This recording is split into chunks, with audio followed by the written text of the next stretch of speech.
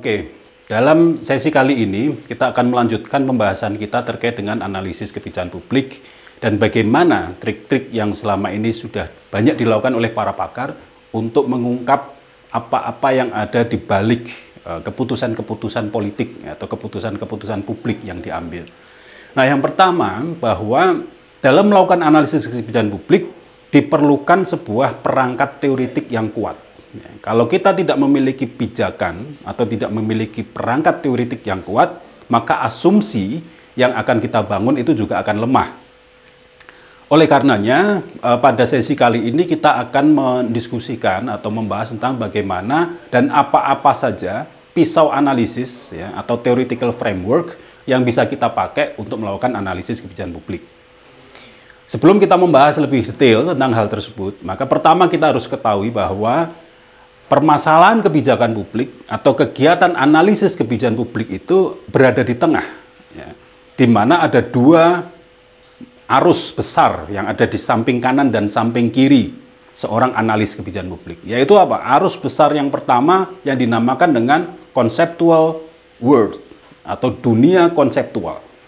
Nah, dunia konseptual ini penting, ya, di mana saya sering mengatakan bahwa dunia konseptual itu adalah merupakan generalisasi dari fakta-fakta empiris yang ada di lapangan selama ini.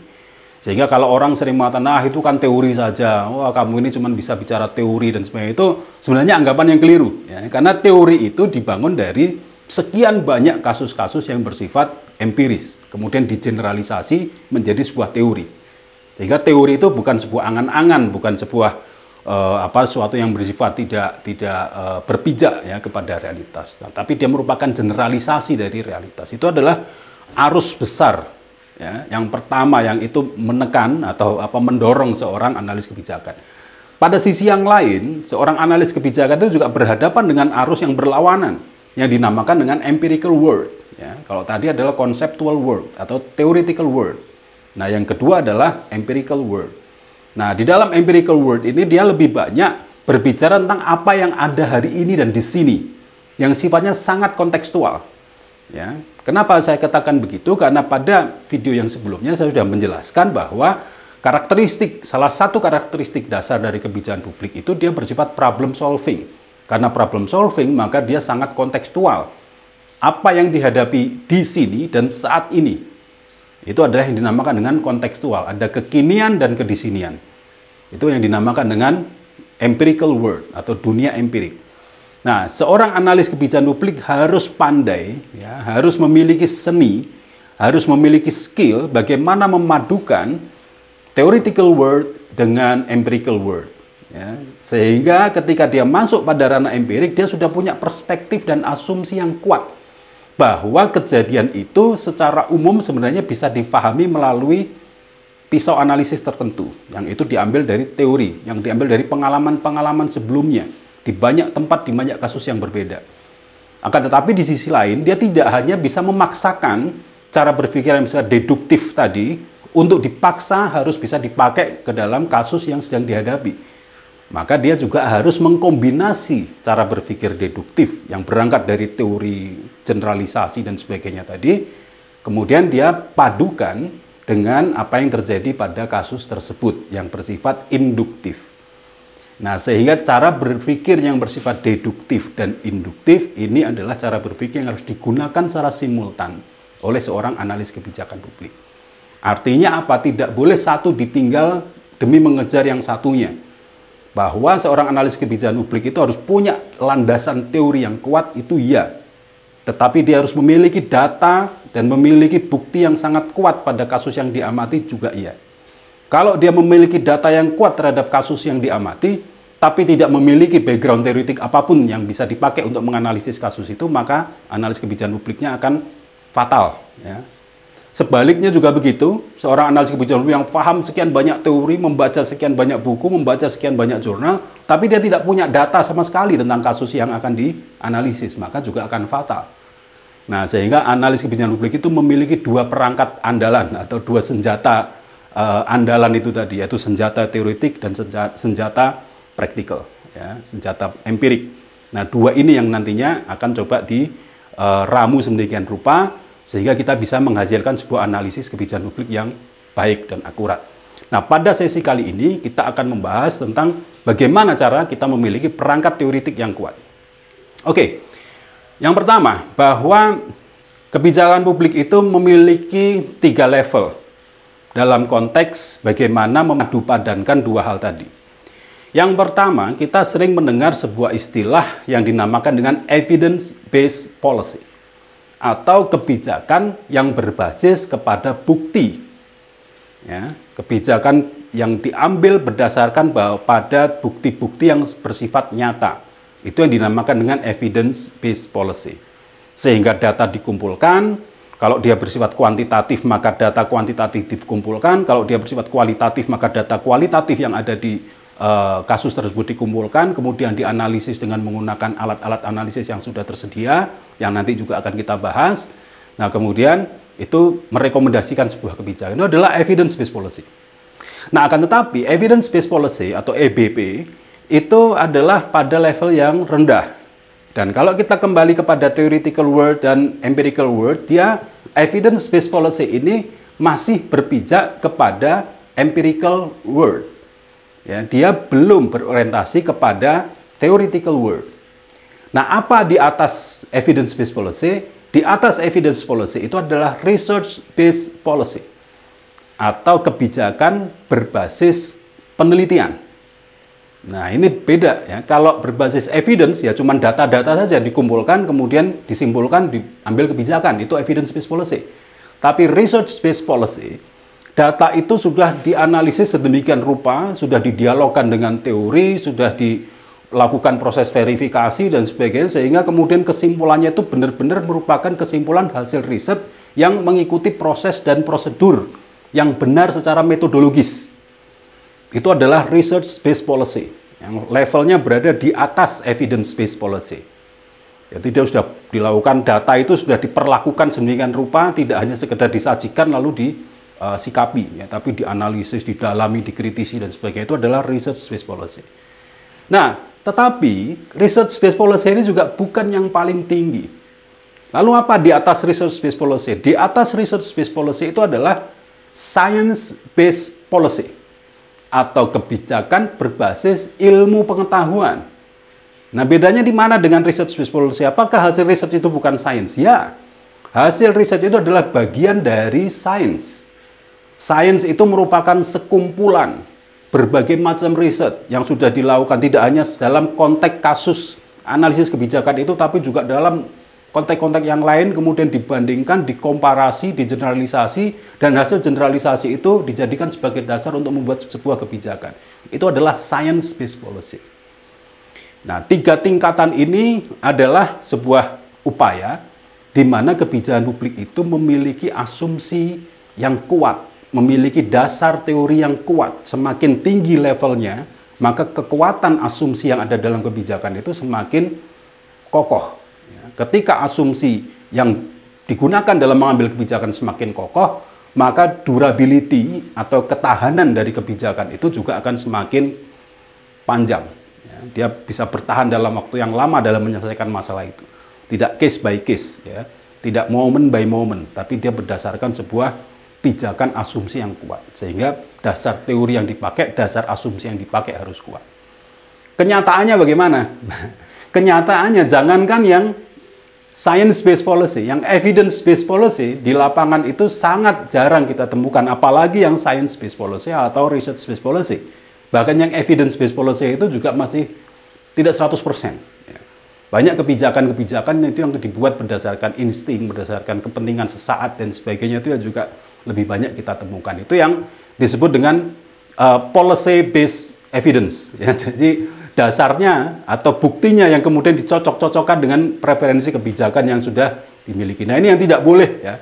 Ini adalah larangan besar bagi seorang analis kebijakan publik, ya, karena sejak dulu para founding fathers kita, ya, salah satunya Pak Soetjatmoko dulu sudah mengkritik sekitar tahun 50-an, ya, awal-awal Indonesia merdeka. Dia mengatakan bahwa ilmuwan atau analis kebijakan publik di Indonesia ini hanya melaksanakan pesanan, ya, atau analisis pesanan bahwa jadinya harus begini, tinggal diolah gimana caranya supaya cocok dengan keinginan si penguasa. ya, atau Gus Dur ya, kayak Haji Abdurrahman Wahid dulu juga sudah mengatakan bahwa yaitu intelektual tukang, ya, intelektual tukang istilahnya, bahwa ya pokoknya dicocok-cocokkan dengan preferensi dari pengambil kebijakan. Nah ini yang larangan besar bagi seorang analis kebijakan. Jadi tidak boleh policy based evidence, tapi harus evidence based policy. Syukur-syukur bisa research based policy, lebih baik lagi kalau bisa science based policy. Kebijakan yang dibuat berdasarkan sains itu adalah kunci dari meningkatnya kualitas kebijakan yang ada di Indonesia. Nah, bagaimana kita bisa melakukan mengajak ya bangsa ini, mengajak komponen-komponen yang ada dalam bangsa ini untuk menuju pada level kualitas kebijakan yang baik? Minimal adalah evidence based, syukur-syukur bisa research based, apalagi bisa science based. Maka ada dua cara, sama seperti metodologi penelitian secara umum, yaitu menggunakan cara kuantitatif atau cara kualitatif. Atau kita bisa melakukan kombinasi antara kuantitatif dan kualitatif, baik melalui mixed method maupun multi method. Itu yang nanti akan bisa dipelajari di video saya yang lain tentang metode penelitian. Nah, apabila kita menggunakan pendekatan yang bersifat kuantitatif, ya, maka sebenarnya data dan desain dari analisis kebijakan publik itu berasumsi bahwa data yang nanti akan dianalisis harus bisa diukur dan bisa dihitung, ya. Measurable dan quantifiable. Itu adalah sifat data yang harus kita miliki ketika kita akan melakukan analisis kebijakan publik secara kuantitatif. Jadi tidak hanya terukur, tapi juga bisa dihitung. Nah, bagaimana kalau analisis kebijakan dilakukan secara kualitatif? Apakah bisa? Ya, bisa saja. Dia bisa naik bahkan sampai pada level science-based policy, bukan hanya evidence and research, tapi bisa naik sampai pada science-based policy. Akan tetapi, data yang dikumpulkan itu bersifat naratif, opini, ya, kemudian pemaknaan dari kelompok masyarakat terhadap kebijakan tertentu, sehingga datanya tidak bisa di-quantify, ya, tidak quantifiable. Mungkin dia measurable tapi tidak quantifiable. Jadi jenis datanya berbeda. Nah, apa yang baik dalam melakukan analisis kebijakan publik? Ya, dua-duanya harus kita miliki. Tapi saya personally lebih menekankan bahwa kebijakan publik itu minimal itu adalah dilakukan secara kuantitatif. Akan lebih baik jika kemudian dia dilakukan penggabungan antara kuantitatif dan kualitatif. Tapi at least kebijakan publik harus memiliki data kuantitatif sebelum analisis itu bisa merekomendasikan sebuah kebijakan kepada pemerintah. Nah, ini yang penting untuk kita pahami, bagaimana kita memilah jenis analisis kebijakan publik yang akan kita lakukan bersifat kuantitatif atau kualitatif. Nah, ada 3 topik ya, atau ada 3 jenis dari hasil sebuah analisis kebijakan publik. Yang pertama, analisis kebijakan publik itu menghasilkan sebuah analisis kebijakan publik yang bersifat deskriptif. Ya. Dia hanya mendeskripsikan saja persoalan yang ada, persoalan kebijakan yang ada di lapangan. Nah, biasanya data yang dia miliki itu adalah data-data masa lalu. Ya, kemudian dikumpulkan berupa grafik, berupa tabel, pie chart misalnya, dan kemudian ditunjukkan, oh ternyata jumlah masyarakat miskin itu sebagian besar adalah buruh tani. Sehingga kalau kita mau melakukan kebijakan untuk menanggulangi kemiskinan, maka buatlah program yang penerima manfaatnya adalah buruh tani. Maka kalau itu kita lakukan, berarti angka kemiskinan di daerah kita akan menurun secara drastis karena graf yang kita miliki bahwa jumlah angka kemiskinan terbesar ada di buruh tani. Nah, itu adalah yang bersifat deskriptif. Dan bisa kita lihat tadi adalah sifatnya evidence based policy. Jadi data mentah langsung disodorkan, langsung disikapi menjadi sebuah kebijakan. Tanpa didalami melalui riset, misalkan mengapa mereka menjadi miskin, jangan-jangan bukan karena buruh taninya dia menjadi miskin, tetapi karena ada kebijakan struktural, misalkan berupa subsidi pupuk, ternyata subsidi itu yang menikmati adalah para juragan tani, bukan buruhnya. Nah, misalnya itu adalah ketika analisis diangkat lagi pada level yang lebih tinggi, sehingga rekomendasi kebijakannya akan beda. Ya, bukan sekedar memberi bantuan kepada buruh tani, tapi mengevaluasi kebijakan subsidi pupuk kepada pertanian misalnya begitu. Nah, ini kalau sudah meningkat dari evidence ke research. Nah, kalau apalagi diangkat pada yang lebih tinggi bahwa sebenarnya penurunan kesejahteraan petani disebabkan karena modernitas, karena industrialisasi berlebih-lebihan, karena pembangunan manufaktur yang luar biasa sehingga mencemari lingkungan, ya, sehingga karena lingkungannya tercemar maka sektor pertanian turun dan pelaku terendah di sektor pertanian adalah buruh tani, maka mereka menjadi kelompok masyarakat yang miskin. Dan ini sudah dilakukan riset di Amerika Latin, di Afrika dan sebagainya, sehingga kebijakannya bukan sekedar memberi program bantuan pada buruh tani tapi juga mengendalikan industrialisasi dan pencemaran lingkungan misalnya. Nah, itu kalau kita sudah pada level yang tertinggi.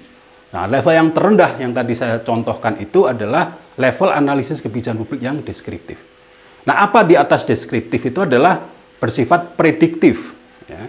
Yang tadi saya katakan bahwa dia sudah naik, tidak hanya melihat gambar bahwa komponen masyarakat bisa terbesar itu adalah buruh tani, tapi dia juga sudah melihat dari mana muasal kemiskinan si buruh tani ini. Sehingga misalnya kebijakan untuk pengendalian subsidi atau memantau penerima subsidi di sektor pertanian itu adalah benar-benar masyarakat terendah di sektor pertanian, itu sudah bersifat prediktif. Nah, di atas prediktif apa? Di atas prediktif adalah preskriptif. Ya, kalau prediktif itu dia hanya mengantisipasi apa yang terjadi di masa yang datang ketika kebijakan ini tidak dilakukan. Tetapi analisis kebijakan publik yang paling tinggi statusnya adalah yang bersifat preskriptif. Ketika permasalahan yang mirip terjadi di tempat lain, di waktu yang lain, maka hasil analisis kebijakan publik itu bisa dipakai untuk mengatasi persoalan itu. Itu bersifat preskriptif. Ya, preskripsi itu adalah resep. Ya. Jadi misalnya kita sedang flu ya, atau sedang batuk, maka ketika kita datang ke dokter, ditanya oleh dokter sakitnya apa, sakitnya batuk, maka dokter itu sudah langsung mengeluarkan resep. Oke, minum obat ini, maka besok batuknya sembuh. Ya. Kenapa? Karena itu sudah merupakan pola yang sama. Yang tadi saya sebutkan, masalah kemiskinan di sektor pertanian itu sudah ada polanya, sehingga sebuah analisis kebijakan publik yang bersifat preskriptif, ketika di tempat lain ada masalah yang sama, diberi solusi itu akan selesai. Ketika di waktu yang lain terjadi masalah yang sama, maka solusi itu bisa dipakai atau rekomendasi kebijakan itu bisa dipakai. Nah, sebenarnya antara tiga level tadi, analisis kebijakan publik yang sudah deskriptif, prediktif, dan yang paling tinggi adalah preskriptif, itu ketiga-tiganya bisa dilakukan sesuai dengan kebutuhan. Biasanya kalau kebijakan itu bersifat immediate, ya, katakanlah ada bencana, ada krisis, misalkan seperti sekarang ini terjadi pandemi dan kita tidak cukup banyak waktu untuk melakukan riset, kita tidak cukup banyak waktu untuk melakukan kajian, maka kebijakan publiknya bersifat deskriptif. Nggak apa-apa. Yang penting dia sudah evidence-based policy. Ya, karena situasi krisis membutuh action yang cepat, ya, membutuh tindakan yang segera, maka mungkin yang deskriptif ini cukup. Bahkan mungkin ketika terjadi bencana alam misalnya, kemudian ada gempa, ada gunung meletus, itu nggak sempat kita melakukan penelitian dulu, melakukan kajian ilmiah dulu, bikin seminar dulu, nggak sempat. Maka bisa kebijakan langsung diambil dengan menggunakan analisis yang bersifat deskriptif. Ya. Bahkan mungkin saking segeranya karena menuntut hitungan menit misalkan, ya tidak ada evidence-based policy, jadi langsung aja bersifat intuitif. Ya. Nah, kalau sudah seperti itu tidak berlaku itu semua. Teknik-teknik analisis data dan sebagainya tidak berlaku. Nah, sekarang kita berbicara masuk pada teori atau asumsi yang tadi saya katakan bahwa ketika kita ingin naik pada level yang bersifat prediktif, ya, atau bahkan lebih tinggi kita akan naik pada level yang bersifat preskriptif, syaratnya apa? Ketika kita membuat sebuah analisis kebijakan publik yang berkualitas tinggi sampai pada level preskriptif dan dia sudah memadukan ya, antara research based dan science based policy, maka harus ada asumsi teoritik yang kuat. Ya, dan ada banyak pilihan perspektif. Saya secara pribadi mengikuti cara berpikir atau mengikuti konstruksi berpikir, bisa disebut sebagai asumsi atau bisa juga disebut sebagai teori, ya, yang disebut dengan institusionalisme. Ya. Atau dalam perkembangan yang baru disebut dengan neo-institusionalisme. Nah, neo-institusionalisme atau teori institusionalisme ini merupakan asumsi terhadap berbagai persoalan kebijakan yang dipakai sebagai pisau analisis untuk memahami permasalahan kebijakan yang sedang dianalisis. Nah, apa selain neo-institusionalisme ya? Mungkin bisa behavioralisme atau misalkan strukturalisme, atau misalkan post-strukturalisme, tapi di sini saya akan menjelaskan tentang satu perspektif atau satu teori yang bisa kita jadikan sebagai asumsi untuk membuat analisis kebijakan publik, yaitu disebut dengan institusionalisme atau neo-institusionalisme. Apa itu teori institusionalisme? Teori institusionalisme itu sebuah teori yang berpandangan bahwa tindakan manusia itu dipengaruhi oleh berbagai macam faktor yang ada di luar diri manusia. Ya, misalnya cara kita berpakaian itu ditentukan oleh norma-norma dan nilai-nilai yang ada di luar diri kita. Maka cara kita berpakaian di rumah dengan cara berpakaian kita di mall, dengan cara berpakaian kita di kantor itu menjadi berbeda. Kenapa? Karena ada institusi yang berlaku di rumah yang memperbolehkan mungkin orang pakai sarung, pakai celana pendek itu nggak apa-apa. Tapi institusi berpakaian di kantor tidak memperbolehkan itu, sehingga meskipun saya lebih nyaman menggunakan kaos misalnya, tapi ketika saya datang ke kantor saya harus menggunakan baju. Ya, yang rapi, dimasukkan, pakai ikat pinggang, pakai sepatu yang baik misalnya. Tapi kalau saya menggunakan baju seperti itu ke mall misalnya atau ke pantai, nah institusi yang ada di mall dan di pantai itu sudah berbeda lagi. Nah, masa ke mall kemudian pakai baju kayak mau kerja ke kantor segala macam, mungkin bajunya lebih rileks tapi tidak serileks baju yang ada di rumah ya. Atau ketika ke pantai juga begitu. Nah, ini adalah teori institusi. Itu hanya dari cara berpakaian. Bagaimana dengan cara kita berbicara? Bagaimana dengan cara kita berinteraksi? Dan bagaimana cara seseorang mengambil keputusan? Itu semua dipengaruhi oleh yang namanya institusi. Dan institusi itu memberi 3 hal. Yang pertama, dia memberi constraint. Constraint itu batasan-batasan. Kamu tidak boleh pakai baju ini. Kamu tidak boleh berbicara seperti ini. Siapa yang berbicara seperti itu? Bukan pimpinan, bukan atasan, bukan hukum, tapi adalah sebuah kombinasi antara semuanya. Ya, budaya juga ada di situ, tapi kita secara otomatis akan bertindak sesuai dengan institusi yang berlaku di masyarakat. Itu adalah teori institusi. Nah, kemudian yang kedua, teori institusi itu memberi opportunity. Ya. Kalau kamu melakukan apa yang sudah di guidelines tadi, maka akan memberi opportunity berupa apa? Kalau kita mengikuti ya kita mendapat respect. Kita mendapat pengakuan. Kalau kita melanggar mungkin kita akan dicibir sedikit, akan dimarginalisasi dan sebagainya. Itu adalah opportunity. Nah, yang ketiga tentunya dia memberi guidelines. Nah, terakhir sebelum kita masuk pada lebih detail apa saja teori-teori dan asumsi-asumsi yang ada dalam neo-institusionalisme, maka institusi dalam teori institusionalisme itu terbagi menjadi 2, yaitu institusi yang bersifat formal, ya sama tadi seperti kebijakan publik, dan institusi yang bersifat informal. Apa institusi yang bersifat formal? Ya hukum, peraturan, regulasi, itu adalah institusi yang bersifat formal. Kalau mahasiswa misalkan kuliah ya pakai kaos dan sebagainya, itu yang dilanggar adalah institusi formal. Kenapa? Karena sekarang di kampus itu sudah ada peraturan rektor ya. Kuliah harus pakai sepatu, harus pakai hem dan sebagainya, itu sudah ada tertuang. Kalau dulu mungkin tidak tertuang, sekarang sudah tertuang. Dulu mungkin sifatnya informal. Tapi ketika dilegalkan, maka dia menjadi institusi yang bersifat formal. Nah, kemudian institusi yang jenis kedua adalah yang bersifat informal. Ya, misalnya budaya yang ada di masyarakat, kebiasaan yang ada di masyarakat, nilai-nilai kepantasan yang ada di masyarakat, itu adalah institusi yang bersifat informal. Nah, teori institusionalisme dalam melakukan analisis kebijakan publik itu berasumsi bahwa kebijakan apapun yang diambil oleh seorang pengambil kebijakan tidak mungkin bisa lepas dari 2 jenis institusi tadi. Baik yang bersifat tertulis dan formal maupun yang bersifat informal. Ambil contoh yang informal apa? Misalkan ada seorang pejabat publik yang berada di komunitas beragama tertentu. Maka tidak mungkin yang mayoritas, katakanlah 90% itu agamanya X.